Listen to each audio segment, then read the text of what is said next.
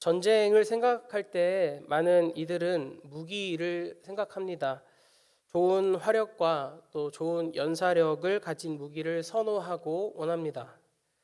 그러나 그렇게 좋은 무기가 빛을 발하기 위해서는 동시에 자신을 지켜줄 수 있는 튼튼한 갑옷이 필요합니다. 물론 오늘날의 시대는 화약 무기가 점점 발달함에 따라서 갑옷이라고 하는 것의 개념이 많이 희미해진 것은 사실이지만 고대에 그리고 중세에 이르기까지만 해도 튼튼한 갑옷을 입는 것은 매우 중요했습니다. 아무리 좋은 칼과 창과 활이 있다 하여도 그 자신이 심한 부상을 입어 몸을 지탱하거나 무기를 사용할 수 없다면 좋은 무기도 무용지물이기 때문입니다. 그렇기에 무기의 발전은 갑옷의 발전과 함께 이루어졌습니다. 오늘 성경은 성도가 입어야 하는 갑옷이 있다라고 우리에게 말합니다. 원래 우리에게 있었던 어둠의 옷을 벗고 이제는 빛의 갑옷을 입자고 말합니다. 오늘 말씀을 통해 우리는 하나님의 그 때 가운데, 하나님의 시기 가운데를 살아가고 있는 성도의 삶과 또 빛처럼 빛나는 삶의 연관 관계에 대해서 함께 생각해 보기 원합니다. 우리가 함께 읽은 본문 로마서 13장 11절부터 14절까지의 말씀은 매우 짧은 본문입니다. 그러나 그 안에 담겨 있는 말씀이 주는 진리의 무게는 결코 가볍다 할 수 없을 것입니다. 사도 바울은 성도들에게 단순한 삶의 교훈을 주고 있는 것이 아니기 때문입니다. 그러니까 착한 일을 하고 좋은 삶을 살거라 라고 하는 권면 정도에 그치는 것이 아니라는 것이죠. 본문 11절 말씀은 다음과 같이 기록합니다.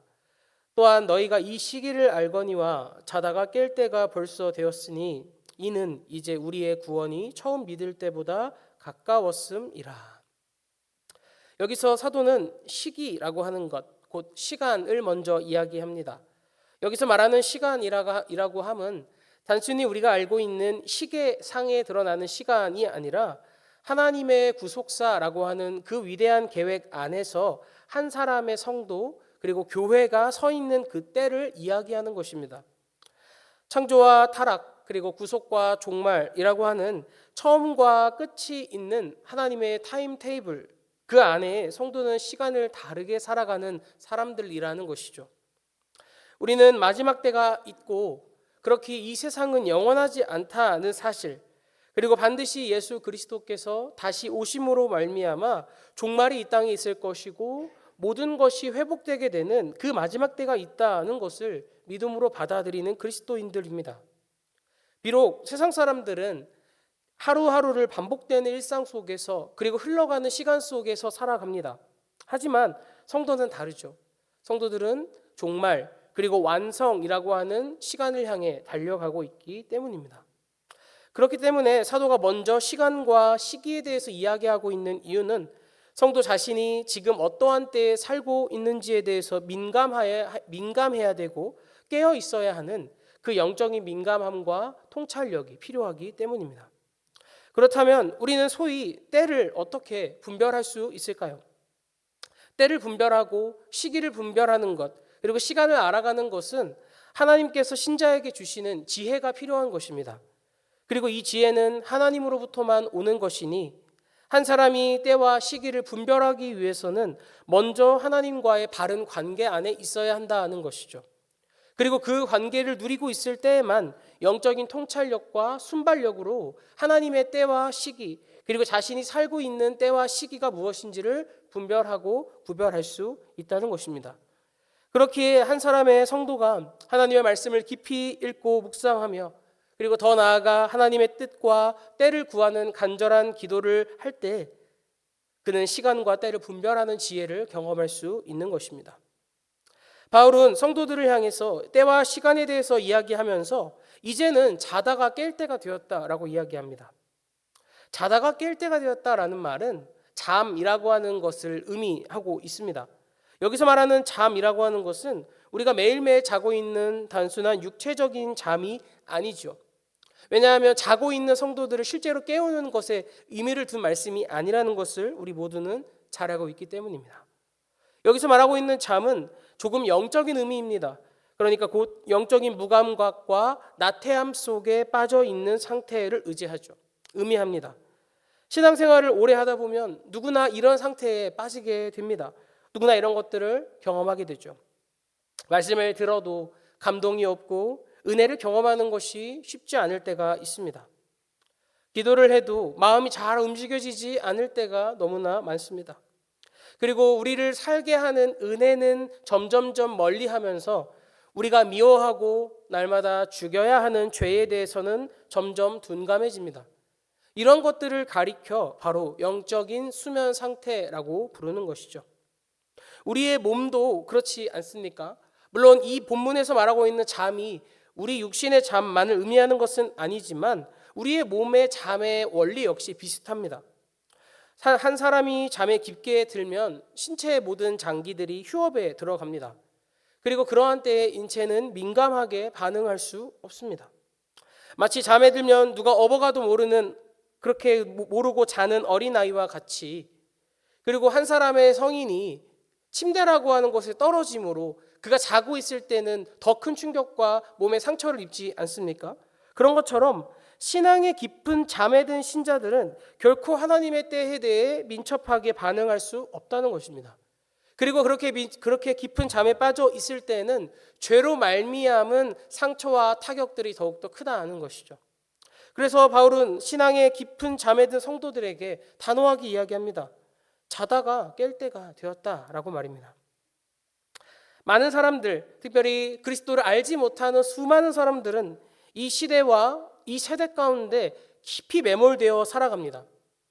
사도가 로마서 12장 1절과 2절 말씀을 통해 우리에게 말했던 것처럼 마치 똑같은 거푸집으로 말미암아 똑같은 사람들을 찍어서 생산해내는 그러한 공산품과 같은 모습들이 이 세상 사람들의 모습이라고 할 수 있습니다. 많은 사람들이 정욕과 사치, 그리고 향락과 자기 사랑에 빠져 살아가고 있습니다.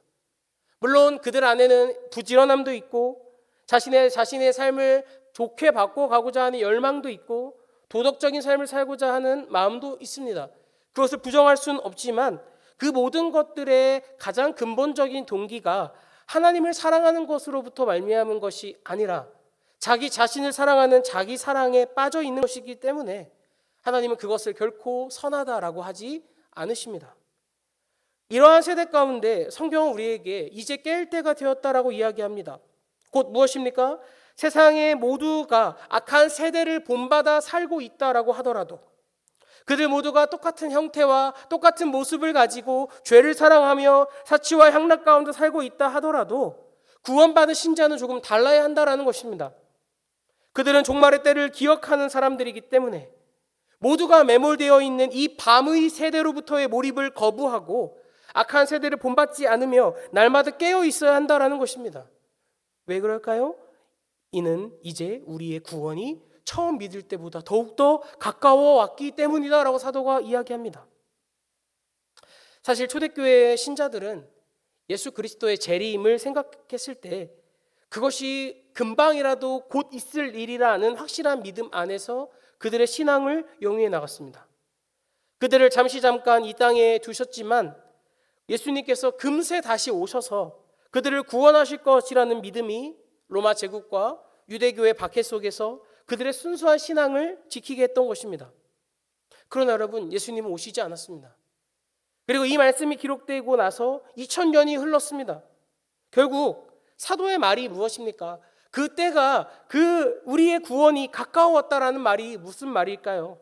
이것은 재림이 금방 있을 것이다라는 확신이 아닙니다. 그것이 언제라도 있을 수 있다라는 의미입니다. 예수님의 오심과 함께 말세는 이미 왔습니다. 2000년 전을 살고 있었던 사람들도 말세 가운데 거하는 사람들이었고 오늘을 살고 있는 우리도 마지막 때 가운데 살고 있는 것이죠. 재림은 언제라도 있을 수 있기 때문입니다. 물론 인간의 시선에서의 2000년이라고 하는 시간은 굉장히 큰 그리고 굉장히 긴 시간입니다. 하지만 하나님 앞에서는 1000년도 하루와 같습니다. 그렇기에 언제라도 우리 주님께서 오실 것과 같이 언제라도 주의 재림이 임할 것과 같이 성도는 오늘 하루를 마지막 날인 것처럼 살아야 하는 것이죠. 그리고 그 삶의 핵심이 바로 때와 시기를 분별함으로써 이 밤의 세대와는 다르게 그들을 본받지 아니하고 하나님이 기뻐하시고 하나님이 온전케 하시는 그 뜻이 무엇인지를 그의 삶 속에서 발견해내고 그 삶대로 행하는 것, 그것이 바로 성경이 우리에게 명하는 바라는 것입니다. 우리는 이미 구원을 받았습니다. 그러나 예수 그리스도의 재림과 동시에 완성될 마지막 구원을 아직은 기다리고 있는 사람들입니다. 이 긴장 속에서 살아가는 것이 신자의 삶인 것이죠. 그런데 말씀이 오늘도 우리에게 이야기합니다. 우리의 구원이 처음 믿을 때보다 가까웠음이라고 말입니다. 주님이 언제 오실지는 알 수 없고 매일의 삶이 마치 마지막 때를 살아가는 것과 같다고 이야기합니다. 물론 우리는 평화로운 오늘을 살아가고 있습니다. 이렇게 공휴일을 누리고 또 가족들과 좋은 시간을 보내고 또한 당연히 내일이 오리라는 확신 속에서 살아갑니다. 그런데 우리 가운데 누가 내일이 무조건 온다고 확신할 수 있겠습니까? 그 누구도 알 수 없는 것이죠. 사람은 5분 후에 자신이 어떻게 살고 존재하고 있을 것이라는 것도 확신할 수 없는 연약한 존재들입니다. 성경에 나오는 열처녀의 비유를 보십시오. 준비하지 않은 이들은 곧 깨어있지 않은 자들이었습니다. 그들은 깊은 영적인 잠에 든 사람들이었습니다. 그리고 이들은 결코 혼인잔치에 들어갈 수 없었습니다. 그렇다면 마지막 때를 살아가는 우리의 삶은 점점점 더욱더 깨어 있어야 하지 않을까요? 이어서 12절 말씀에서 바울은 이렇게 이야기합니다. 밤이 깊고 낮이 가까웠으니 그러므로 우리가 어둠의 일을 벗고 빛의 갑옷을 입자. 마치 우리의 구원이 점점 가까워 오는 것과 같이 밤은 점점 깊어가고 있으나 낮이 가까웠다라는 것입니다.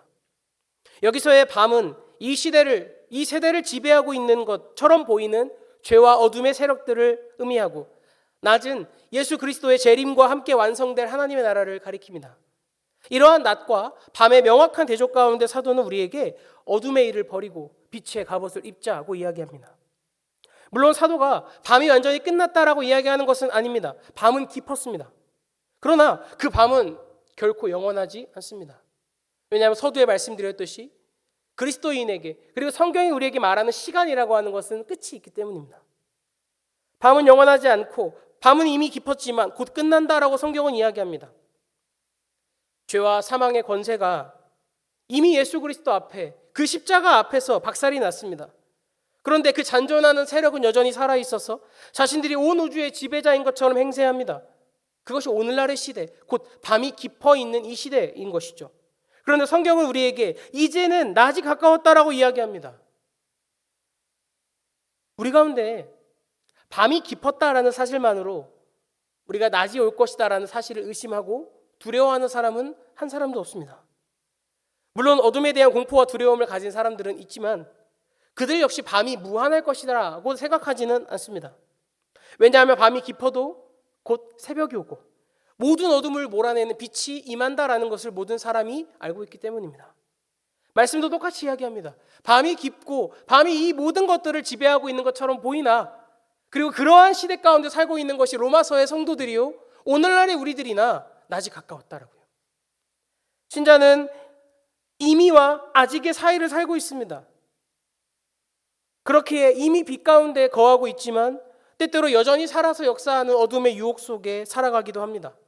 그러나 사랑하는 성도 여러분, 우리는 어둠의 유혹에 질 수 없는 사람들입니다. 져서는 안 되는 사람들입니다. 새 사람을 우리에게 입혀주신 하나님의 은혜를 깊이 생각해 보십시오. 예수 그리스도의 피값이 우리를 사셨습니다. 그리고 그 피가 우리를 새롭게 하고 자유롭게 했습니다. 우리 모두는 이전에는 어둠 가운데 거했던 사람들이었습니다. 하지만 예수 그리스도의 빛이 우리에게 비추었고 그 빛이 우리로 말미암아 참된 지혜와 인간의 행복과 이 세상의 모든 것들이 예수 그리스도의 십자가 안에 있다라는 사실을 우리에게 알려주었습니다.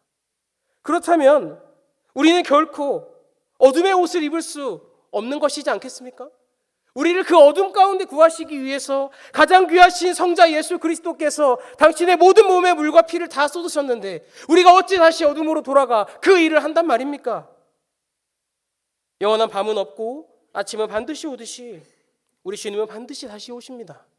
그리고 우리는 그때까지 하나님이 우리에게 말씀하신 것을 따라 살아가며 날마다 깨어 있어 빛의 갑옷을 입어야 한다고 사도는 우리에게 이야기하고 있는 것입니다.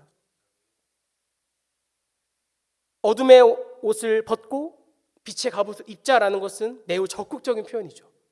무슨 말, 그러니까 이 말씀의 의미는 물론 우리 안에서 내주하시는 성령께서 이 모든 일을 하시나 하나님은 우리에게도 어둠의 일을 벗고 빛의 갑옷을 입는 능동적인 행위들을 요구하신다는 것입니다. 신자의 열심도 필요하다는 것이죠. 이어서 13절에서 바울은 그러한 빛의 갑옷을 입는 삶이 무엇인지를 구체적으로 이야기합니다. 13절입니다. 낮에와 같이 단정히 행하고 방탕과 술 취하지 말며 음란과 허색하지 말며 다툼과 시기하지 말고. 사도는 단정한 삶이라고 하는 말, 낮에와 같이 행하는 단정한 삶이라고 하는 말과 후술하고 있는 구체적인 밤의 행위들을 대조시키고 있습니다. 이것들은 단순히 나쁜 습관이 아니라는 것입니다. 한 사람 안에 방탕함이 있다는 것, 그가 술 취해 있다는 것, 그가 음란하고 호색하고 다툼과 시기 가운데 있다는 것은 그저 한 사람이 도덕적인 악한 행위를 하고 있다는 것이 아니라 어둠에 속한 삶의 방식을 따라 한 사람이 살고 있다는 것이고, 그것을 버려야 하는 것이 우리 모두의 역할, 우리의 모두 소명이라는 것입니다. 방탕과 술 취함은 절제 없는 삶을 뜻합니다.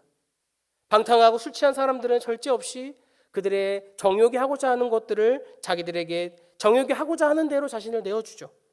그리고 이어서 음란과 호색은 왜곡된 욕망을 이야기합니다. 하나님이 기뻐하시는 것이 아니라 자신의 육신이 기뻐하는 것들을 따라간다는 것이죠. 그리고 다툼과 시기는 죄로 말미암은 관계의 파괴를 말하는 것이니 이 모든 것들의 공통점은 무엇일까요? 하나님 없이도 충분히 행복할 수 있다라고 착각하게 만드는 것들이고, 자기를 사랑하고 자신의 정욕을 그리고 자기 자신을 하나님 삼아 살아가는 악한 행위들이라는 것입니다.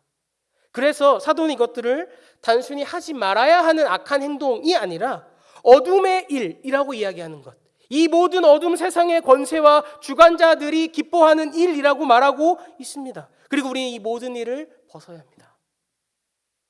그리고 마지막으로 바울은 이렇게 말합니다. 본문 14절입니다.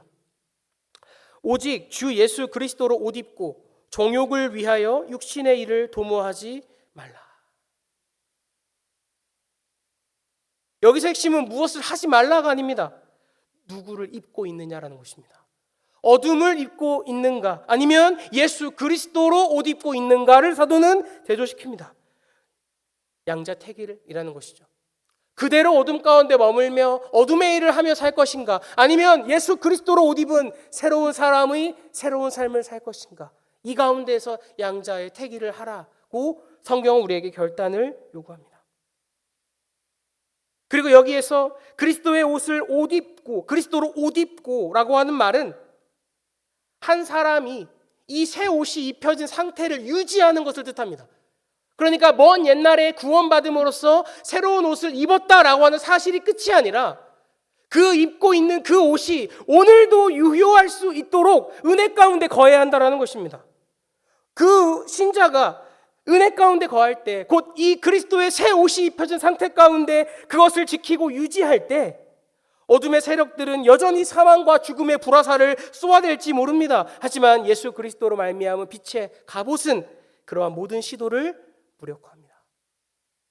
그리고 예수 그리스도로 말미암아 입혀진 그 옷은 우리의 연약함에도 불구하고 하나님 앞으로 나아가 그분의 은혜를 구할 수 있도록 우리를 인도하는 은혜의 수단이 되는 것입니다.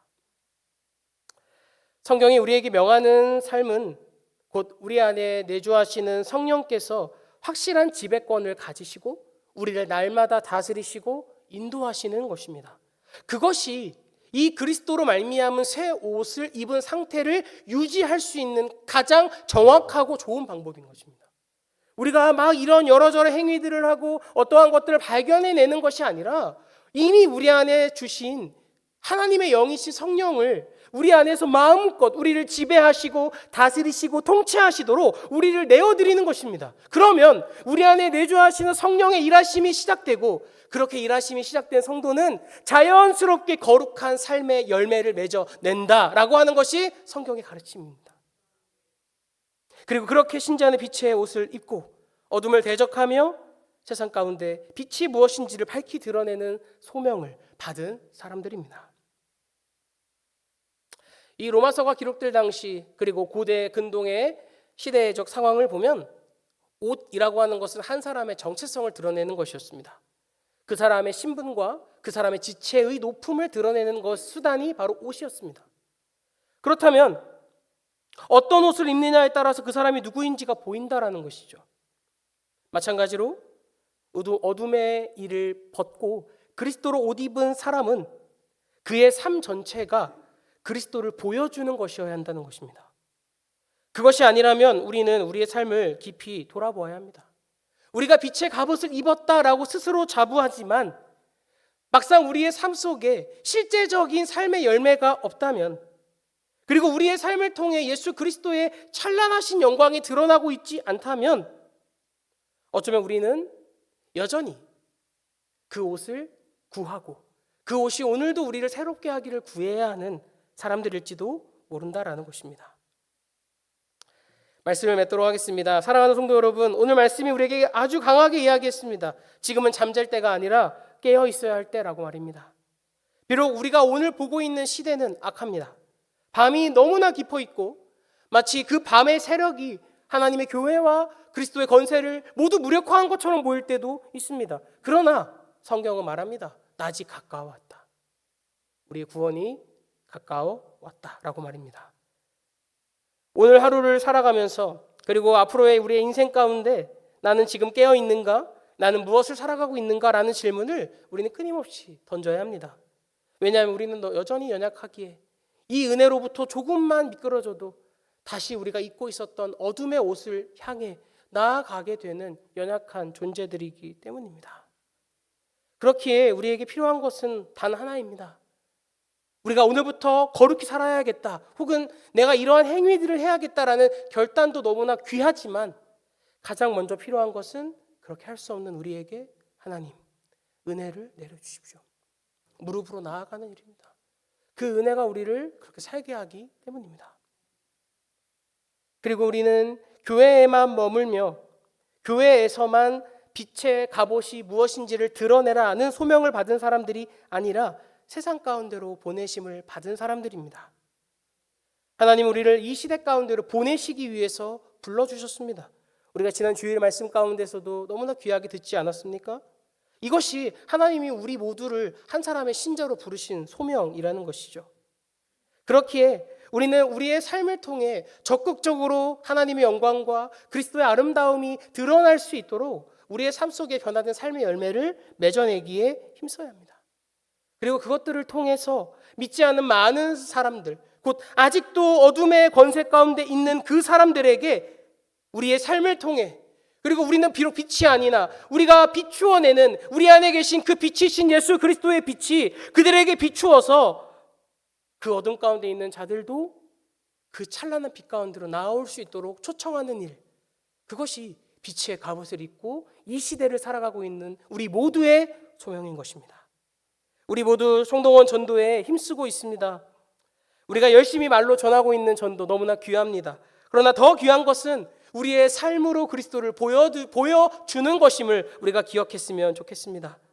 우리 존재 자체를 통해 하나님의 영광과 하나님의 빛이 드러나기를 소망합니다. 그것을 위해서 우리에게 빛의 갑옷을 입혀주시도록, 우리를 긍휼히 여겨주시도록 은혜를 구하시는 모든 성도님들이 되시기를 간절히 소망합니다.